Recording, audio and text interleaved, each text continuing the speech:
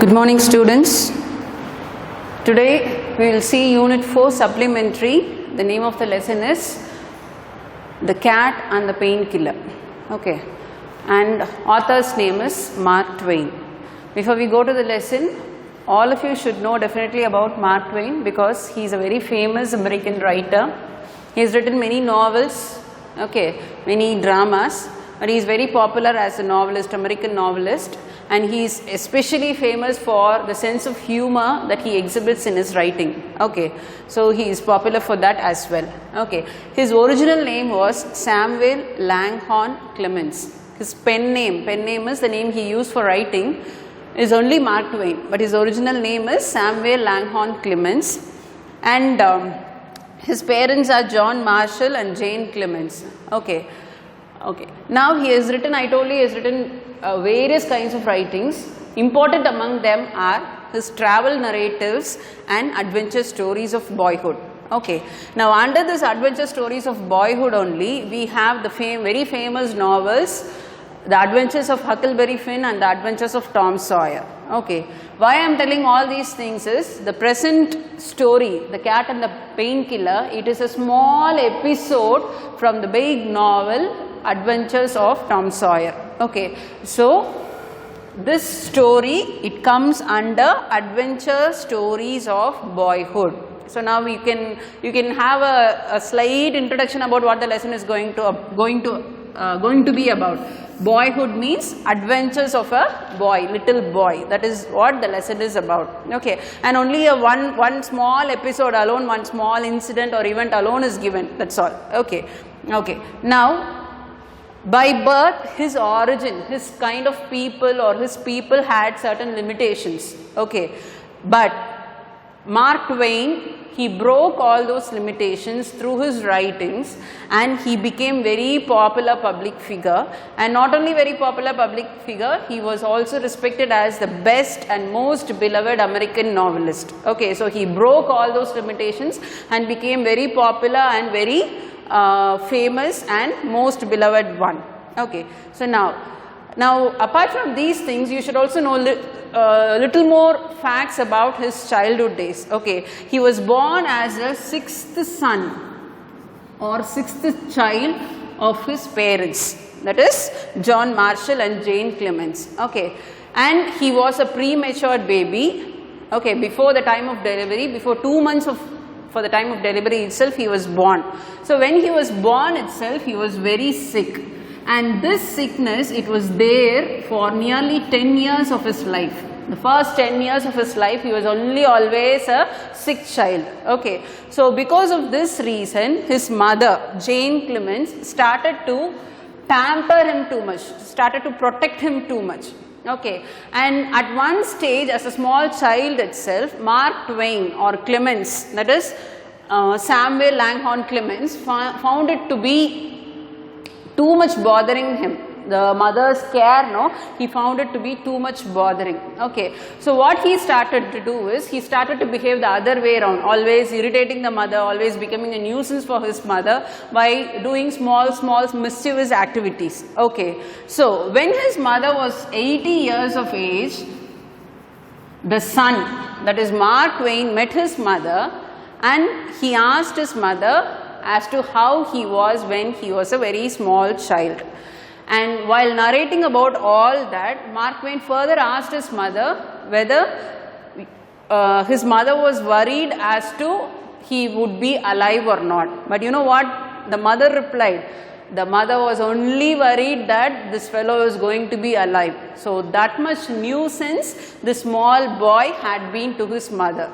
So now why I am telling all these things is, this sense of humor from his mother only we can see in all the writings of Mark Twain, and he is very popular for his sense of humor in his writing. Then talking about his father is a very serious person. He very rarely expressed his affection for his family also. Okay, even expressing the affection also was not there much between the family members and the father. Okay. Now, why the serious nature of his father is because of their very poor financial condition, and continuously he came across lot of failures in his business. So, all these factors added to the serious nature of his father. Okay. So, now because of all these financial conditions and failures in business, they shifted. Okay. When Samuel was born, they were in Florida. But because of all these failures, they shifted to Mississippi, okay, a place near the Mississippi River. Now, why I am telling about this incident of Mark Twain's life is, the life whatever he had in this Mississippi island or the islands around this place only becomes the main element in all his stories, becomes the main part of story in all his novels and writings. Okay, so whatever adventure he came across in this island, whatever people or whoever he met in his life, whatever kind of character he was introduced to in his life after they were shifted to Mississippi only, everything will be portrayed in all his writings. And this adventure, I told you, two adventure stories. One is Adventure of Huckleberry Finn and one is Adventure of Tom Sawyer. Both these novels are mainly based on all the adventures he came across in this Mississippi island. Okay. So, with this short introduction, we will go to our lesson that is prescribed today. Cat and the Painkiller. As I told you in the beginning, this is only a small episode from the big novel. The name of the novel is, what is that? The Adventures of Tom Sawyer. Adventures of Tom Sawyer, if you see, it was written in the year 1876. Okay, and it is usually categorized under children's literature. And children's literature means literature that is mainly focusing or written for children to read and to gain some knowledge or to have some experience. Okay. Now, this Adventures of Tom Sawyer, it is only about all the adventures Tom Sawyer has in his life, the adventures done by Tom Sawyer or the mischiefs he does to others. So, all these characters, in one way or the other, they represent Mark Twain himself as well as the people he came across in his life. Okay.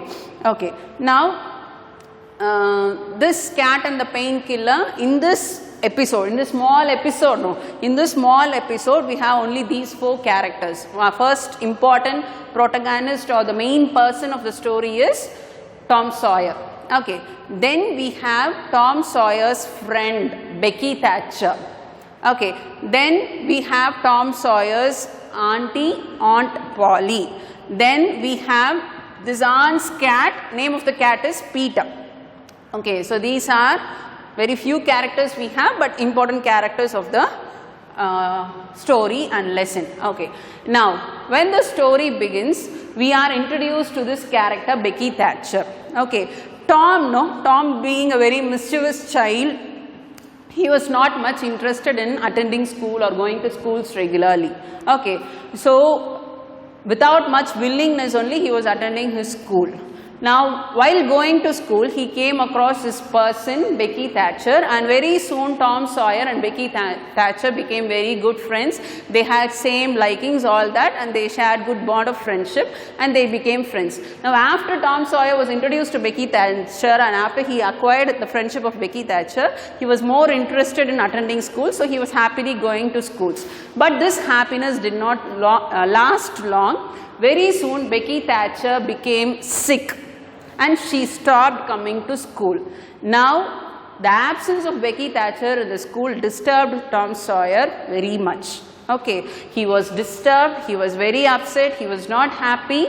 Okay, again he lost interest in going to school. Okay, now all this was very well noticed by his Aunt Polly. Now, to talk about the character of Aunt Polly was very much fond of Tom Sawyer. She likes Tom Sawyer very much, she loves Tom Sawyer very much, but she never expressed her love for Tom Sawyer like the father character of Mark Twain. Okay, Mark Twain's father also, he had lot of love and affection for his family, but he never expressed it. Same way that character trait can be seen in the character of Aunt Polly. She loved Tom Sawyer very much, but she seldom expressed her love for Tom Sawyer. only because the one reason that is told in the story is she wanted Tom to be a good boy. She thought that expressing her love for Tom Sawyer or fondling him or pampering him may spoil Tom Sawyer's character. So that is why she never expressed her love for Tom Sawyer. One more fondness this aunt had was she was fond of all kinds of medications. Okay, to do experiments with medicines means it was like something very, very pleasant, very happy to her. Okay, she was immediately willing to do. So now, absence of Becky Thatcher, no, it only actually psychologically affected. It did not physiologically affect Tom Sawyer. Psychologically affected Tom Sawyer, and he was unhappy, upset, all that. But seeing the moody nature of Tom Sawyer, no, and Polly started to try all kinds of medications with Tom Sawyer, thinking that he is not well. She was not even able to understand that physically he was okay, but only he was upset mentally and psychologically. Even that the aunt was not able to understand, but she started various kinds of medications or remedies or medicines with Tom Sawyer. Okay, the first thing she started was water treatment. In the name of water treatment, what all the things she did to Tom, every day morning she used to make Tom stand or be there in the sunlight. Okay, next what she used to do, she used to make Tom stand in one wood shed. There was one shed where woods were stored in the house, and in that wood shed she used to make Tom to stand for some time.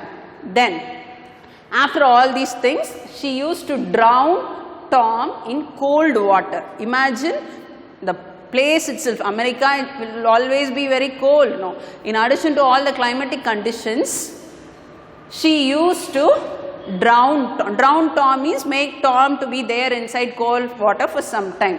Then after this drowning was over, she used to take Tom out of the water. She used to rub him with towel, and this rubbing him with towel or wiping him with towel was not a normal action as we all do. It will also be a kind of treatment for Tom. So that was again bothering Tom. Then she used to roll Tom in wet sheets. The sheets will be very wet. That will again be very uncomfortable for Tom. She used to roll Tom inside the wet sheet, and along with Tom and the wet sheet, she used to put him inside under a blanket. So this is what she called it as, exactly as water treatment, and this was more and more bothering Tom, and this added only to the problem of Tom. It did not make him happy, or it did not improve his condition. It made him all the more worse. He became more and more fed up, more and more upset. Okay, so seeing that there is no improvement in Tom, the aunt started to add further more treatments. What she started to do, she started introducing all kind of baths she knows. Okay, she introduced hot bath, she introduced sitz bath, then she introduced shower bath. Even after all things, there was no improvement. Then she started making some changes in his diet. She started introducing only oatmeal in the diet of Tom. That again bothered, because Tom was did not have much liking for oatmeal. Okay, then any kind of, see, blister plasters means band-aids. Band-aids we usually use when we have some wound or when we are hurt physically. But without understanding anything, whatever she knows, everything she started to try with Tom.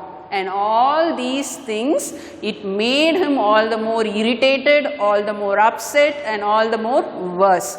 So Tom, poor Tom, no, little boy, he was waiting for one chance to escape from all these treatments of his aunt. Okay, he was going on waiting and waiting and waiting, and finally one of her treatments, aunt started to give him painkiller. Okay, but whatever aunt gave him, he never used to have it. He used to only throw the painkiller off. But he was waiting for one opportunity to escape from all the other treatments of his aunt, no? So what he started to do was, he started to show interest in this painkiller, as if he started to show off to his aunt as if the painkiller was curing him. He was feeling better after taking that painkiller, and he started to ask for painkiller very often. Okay, so aunt also thought that painkiller is somewhere Okay, somehow it is helping him, so she also was going on feeding him with painkiller. At one final condition, he was too much bothering aunt. Aunt told him not to disturb her anymore or not to bother her anymore, and she asked Tom to take the painkiller on his own and have it on his own. Okay, but in reality, what was Tom actually doing with all the painkillers he was getting from his aunt? He was not eating or he was not consuming the painkillers. In their living room, on the floor of their living room, there was one small crack. This little boy, he used to take this painkiller, mix it with little water, make it in the form of a paste, and he was only mending the crack that was there in the living room, floor of their living room. And all these things aunt did not know. She was thinking that Tom was actually taking the painkiller and there was some improvement in Tom. Okay. Now, one day when Tom was using the painkiller to mend, okay, the crack that was there on the floor of the living room, who comes there? Peter comes there. Who is Peter? Peter is the name of the cat. Whose cat it is? It is the cat of Aunt Polly. Okay, Peter comes there. It is just casually walking around and coming. As it is entering the living room, it notices Tom doing something. Actually, he is having that paste of painkiller in a spoon and he is trying to paste the floor of the living room. Okay, seal the floor of the living room. Okay, now Peter sees all that and Peter starts to beg Tom to give him also some painkiller or to feed him with the spoon. Now Tom is worried because the cat belongs to aunt. If aunt comes to know that he has given or he has fed her cat with the painkiller, she will become angry. Okay, again she will start with some more treatment. All this was bothering Tom very much. So Tom asked Peter, do you really need the painkiller? The cat in its own way, it responded Tom or it replied Tom telling that it needed that. And Tom, to be on the safer side, told the cat that he is going to give the painkiller to the cat only on its own will, not on any compulsion. And saying so, he took the spoon where the painkiller was there and he fed the cat with the painkiller. Now, you know painkillers, no? When you take painkillers, they always have some drowsy kind of effect on us. We will not be able, at least for some few seconds or few minutes, we will not be able to in a normal condition.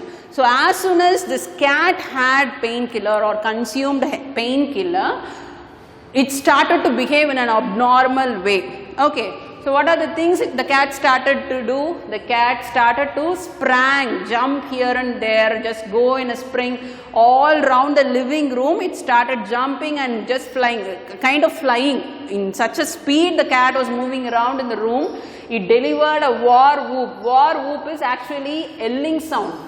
High yelling sound is what we call it as war whoop, and this sound usually when in army, when they are attacking people, they used to give out this sound, and that sound this cat was producing, and it was going round and round around the room. And on the windows of the room and here and there in the room, many flower pots were placed, and as this cat was going round and round around the room, it started pushing off all the flower pots, disturbing all the flower pots, and it was just going. And after some time, it started in a frenzy kind of happiness. Frenzy means not steady. Okay, the peak of excitement, state of ecstasy. So in that state, the cat started to dance here and there. Then it started to create lot of chaos, because all around the room, if it is just going on rounding, if the cat is in normal condition itself, when they go around the living place, they will disturb so many things. Okay, they will push so many things. But now the cat is not in a normal condition, and it is simply running around, going around, pushing everything that is there on its way. So the entire living room has become a chaos. Chaos means confusion. Okay, there is only confusion and destruction. It has spoiled, it has disturbed everything. Okay, then finally it was about to do a somersault. Somersault is just going all around. Okay, you will just make one 360-degree rotation and you will come back to your standing position. That is what we call it as somersault. And this cat, when it was about to do this somersault, who comes there? Aunt Polly comes there, because there is lot of sound from here, lot of some disturbance is there in the living room, she understood, and wherever she was, she left all that and she came to this living room. And when she was about to enter the room, the cat was doing the somersault, and through there was one open window in the living room, and on the on the wall of that open window, some flower pots were placed. Now as soon as the cat saw the aunt coming or entering the living room, after the somersault, it jumped over the open window. And what was placed there? I told you, flower pots. So that those flower pots also the cat pushed, and it just went outside. Now, who is alone there in the living room? Finally, Thomas got there. Tom, he did not notice the entry of his aunt. He was only lying on the floor and he was having a very heavy laughter without even aware of the presence of his aunt. Okay. Now always whenever Tom did some mischievous things, whenever he was creating some nuisance or doing some mischief, his aunt used to just lift him by catching his ears. So the same way she held